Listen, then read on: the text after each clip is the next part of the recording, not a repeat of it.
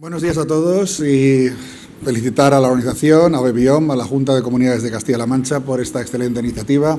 Evidentemente es un placer estar hoy aquí para impulsar la biomasa conjuntamente en un marco tan excelente como la ciudad de Cuenca.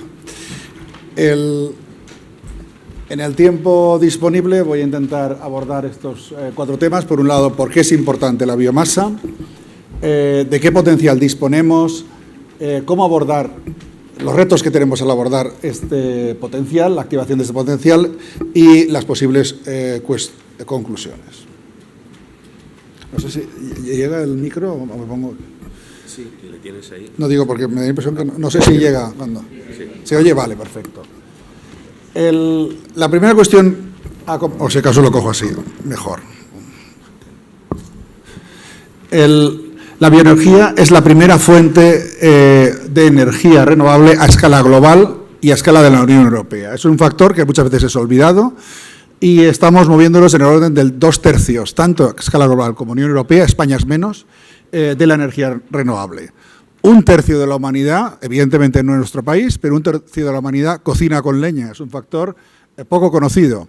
Y de toda la energía, el total de energía consumida en 2 continentes, estamos por encima del 10%, en África el 27%, que se dice pronto, en Latinoamérica el 13%.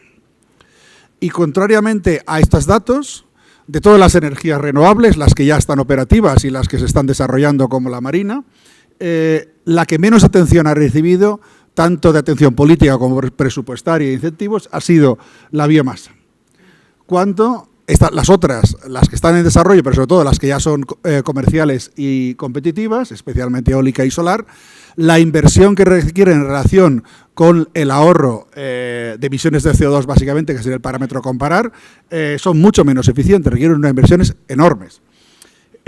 Luego otra ventaja, a diferencia del resto de energías, quitando la geotérmica, es la flexibilidad del momento de su uso, el hecho que sea directamente térmica. Las otras generan, salvo lo que sería el metano de uso ganadero, básicamente, o de vertederos, las otras generan electricidad.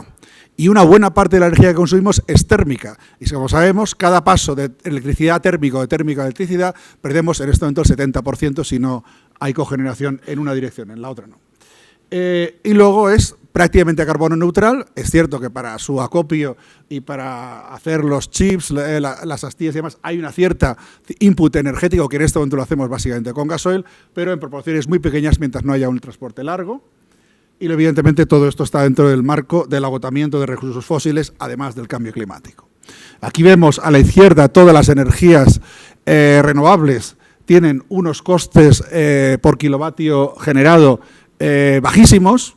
Entre ellas las diferencias son realmente pequeñas, mientras que todo el resto de las no renovables, de las fósiles, tienen emisiones importantes. Es cierto que el mal llamado gas natural, el gas fósil, tiene menos y tiene menos partículas, pero sigue teniendo del orden del 50 al 60% que el carbón mineral o el petróleo. La única que no tiene es la nuclear, pero tiene otro tipo de problemas.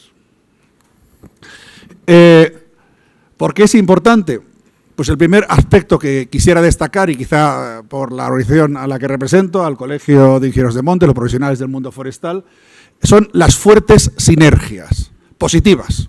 Cuando hablamos de alternativas, por ejemplo, en el debate de cambio climático, que aquí es uno, no el único, pero uno de los motores de este desarrollo, hay muchos que están argumentando por ahora menos el secuestro del carbono y la inyección en horizontes geológicos que tiene un coste más o menos comparable con otras opciones. Bueno, con independencia de los problemas tectónicos y que ese CO2 puede otra vez volver arriba, no tiene ninguna sinergia, es un dinero totalmente perdido si inyectamos. Y otras opciones también son parecidas, no tienen ninguna sinergia, incluidas las otras energías renovables.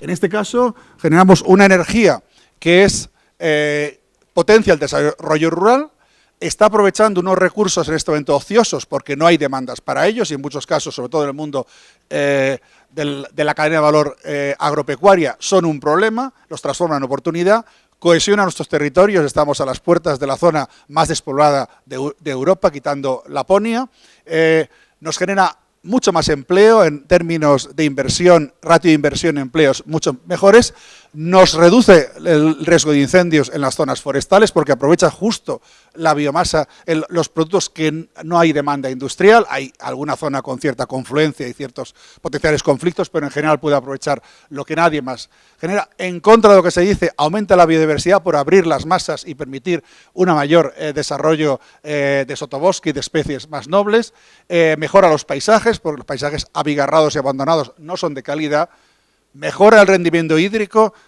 Habrán oído que el Ebro tiene la mitad del caudal de hace un siglo. No solo es que llueva menos, que no es el caso de esa cuenca, es cierto que consumimos más agua, pero básicamente la razón es que se ha emboscado la cuenca en las zonas de montaña y eso tiene un consumo de agua. Si esos bosques, en vez de dejarlos hiperdensos, los gestionamos, su rendimiento hídrico será mayor. Y un factor que generalmente olvidamos, con la crisis todo el mundo habla de que la sociedad se hace cada vez más polarizada y tenemos muchos problemas, incluso el surgimiento de partidos extremos y demás, porque cada vez hay más gente de una clase media baja y muy pocos ricos, porque hemos apostado por modelos muy concentrados económicamente hablando. Comparados con la competencia, especialmente los fósiles, aquí estamos hablando de potenciar empresas pequeñas y medianas muy distribuidas en el territorio. Ese valor muchas veces no lo pensamos y es fundamental.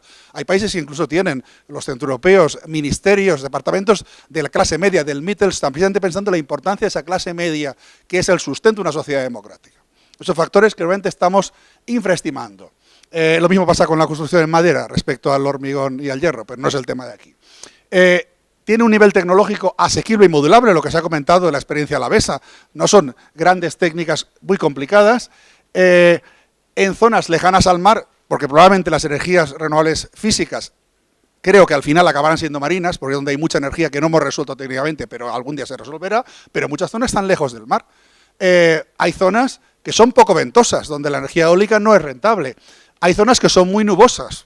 Y luego tenemos el invierno, es decir, tenemos épocas anticiclónicas para los aerogeneradores. Es decir, las otras competidores, por muy que tengan su espacio, tienen sus problemas. En cambio, la bioenergía no, porque es una acumulación de muchos años. Y es clave, lógicamente, la lucha contra el cambio climático.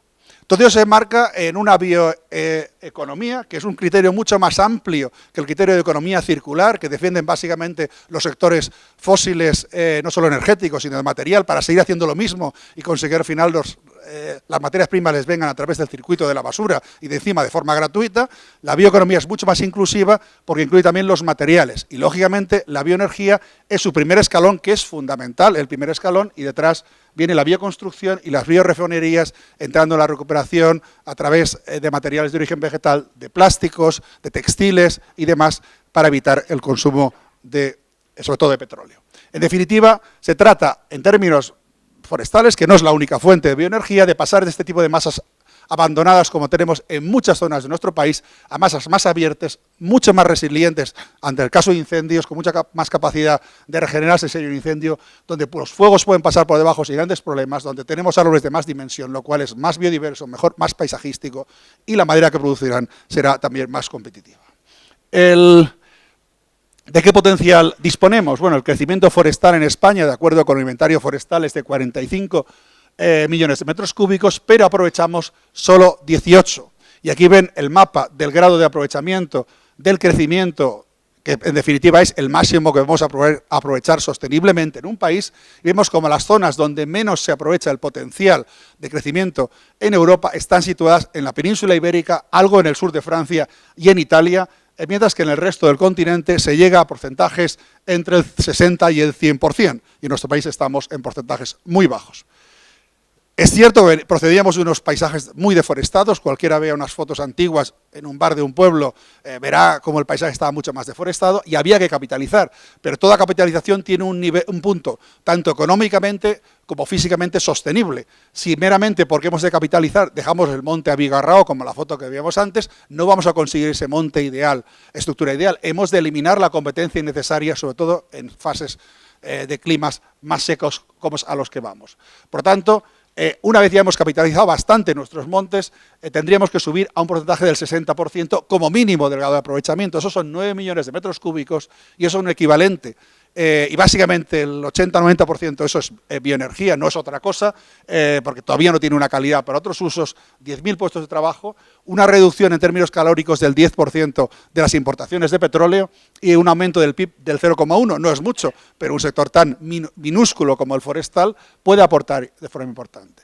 Y si calculamos a largo plazo, a lo largo de este siglo, llegaremos, siguiendo la tendencia de los inventarios forestales y la estructura de edad y la ampliación de la superficie forestal, a un crecimiento sobre 70 millones de metros cúbicos, puede estar ahí ya el tope en España, si gestionamos los montes y controlamos los incendios, esas son las dos premisas, lo cual supondría un aprovechamiento sostenible del orden de 55 millones de metros cúbicos. Pensemos que países próximos como Francia y Alemania han aumentado sus aprovechamientos en los últimos 40-50 años en un 60-70%, precisamente por el aumento de masa forestal. El uso energético será prácticamente del 90%, lo que pasa es que no en la primera fase, sino después de una cascada de valor en la cual los usos para madera serrada irán después a tablero aglomerado y al final a papel, el papel se reciclará y acabará quemándose, será un proceso en cascada. Y no hemos de olvidar que hay muchas fuentes importantísimas, tenemos una agricultura muy leñosa, con lo cual restos agrícolas, productos, subproductos de la agricultura, jardinería, residuos orgánicos y demás, donde seguro que se puede ampliar considerablemente. Y todo esto puede suponer del orden de ahorrar en calorías un tercio del petróleo importado. Evidentemente, no podemos solucionar toda la demanda energética, pero sí una parte importante. Podrían haber críticas, que las oímos muchas veces, no hay suficientes recursos sostenibles. Obviamente, para cubrir toda la demanda energética, no los hay. Pero si integramos, y es donde fallan muchas veces, planes vistos desde el sector agropecuario, desde la industria, desde los residuos urbanos, desde el mundo forestal, hay que integrar todos esos recursos a escalas pequeñas, comarcales, máximo provinciales o de macizo, y luego, en la medida en la cual aprovechemos más nuestros montes, tendremos que vigilar más a través de planes de ordenación, inventarios forestales, que no nos pasemos del porcentaje de cortas. Y evidentemente hay que reducir el costo energético inducido e implícito, por tanto, preferir suministros de proximidad y preferir también lo que sería el uso térmico o la cogeneración, pero nunca el uso eléctrico únicamente. También hay un prejuicio respecto al tema de la contaminación por partículas. La anterior ministra, cuando le intentamos hablar de bioeconomía, que en ese momento es el gran eje de los ministros de Agricultura europeos, porque defienden mucho el sector, lo primero dijo, sí, pero contamina en Madrid. Bueno, primero, España no solo es Madrid, España es mucho más que Madrid. Tenemos filtros, pero para instalaciones que no merezcan la pena grandes filtros, tenemos zonas muy ventiladas, como son las montañas, donde hay más necesidad energética, y las zonas costeras y las islas, con lo cual que haya zonas con algún problema de tipo de ventilación, como es las cubetas de los valles, no quiere decir que toda la demanda térmica esté ubicada en estas zonas. También está el tema de la carbono neutralidad, y es positivo que Estados Unidos ha asumido el mismo modelo que la Unión Europea. Tenía un modelo en el cual usar energía suponía una emisión, en Europa se entiende que es neutra. Y generalmente la crítica que viene del mundo científico, de las ciencias básicas, simplemente ve el bosque, primero, en unidades temporales muy breves y como un único rodal. No entiende la gestión sostenible del monte y que al final, a lo largo de un siglo, en definitiva, todas las existencias han dado una vez la vuelta, pues se ha cortado, se ha regenerado, ha crecido y ha vuelto. Eso los científicos del mundo más meteorológico, biológico no lo entienden. Es un problema de escala. En cuanto a biodiversidad, ya lo he comentado, mejora estructuras, reduce el riesgo de incendios, que al final es lo que más puede hacer la biodiversidad, aumenta la humedad del suelo y da más resiliencia a la masa. Para concluir, pero en un lugar en las zonas rurales donde realmente es poco rentable, hay que parar la expansión del gas natural, mal llamado natural, priorizar el uso térmico disperso y los grandes consumidores térmicos. Para el volumen que podemos tener a largo y medio plazo sería más lógico. Apostar por el district heating, por astilla, porque el tema de pellets es menos competitivo en comparación. Pensar en la nueva PAC, el vínculo con la nueva PAC, por lo tanto, el generar sistemas de accesibilidad, mejora de accesibilidad para que se pueda recoger la práctica totalidad de los residuos leñosos de la agricultura, que hoy muchas veces los caminos no lo permiten, y con ello condicionar los pagos también a ello. Los créditos BEI, que se han comentado ya, para el cambio de calderas en edificios públicos y district heating, el apostar por el consumo de proximidad donde tenemos menos costes, donde el transporte es más fácil con camiones de 2 ejes, no hay que mover la leña, que eso acaba siendo menos competitivo, y evidentemente buscar estructuras de acuerdo, y es muy positivo que estén muchos alcaldes aquí, muchos municipios tienen montes en su propia propiedad, en otras zonas asociaciones de propietarios, generar acuerdos de medio plazo para el suministro de energía, porque mucha inversión no se está haciendo en plantas de pellets, porque no hay seguridad de suministro, porque son nuevos actores los que entran en el mercado y no saben cómo van a conseguir la biomasa. Buscar sistemas en los cuales se acuerden a medio o largo plazo, los planes de ordenación dicen la potencialidad, la posibilidad de un monte, el suministro. Y evidentemente hemos de hacer un gran ejercicio de comunicación para hacer entender a la sociedad el efecto positivo del uso de la bioenergía, como es la carbono neutralidad y la reducción de emisiones fósiles, la creación de empleo rural en un momento tan difícil de las zonas de montaña, la reducción del riesgo de incendios, el aumento del agua en el suelo. Y con ello, pues espero que haya un buen debate después y deseo el máximo de éxitos a este congreso.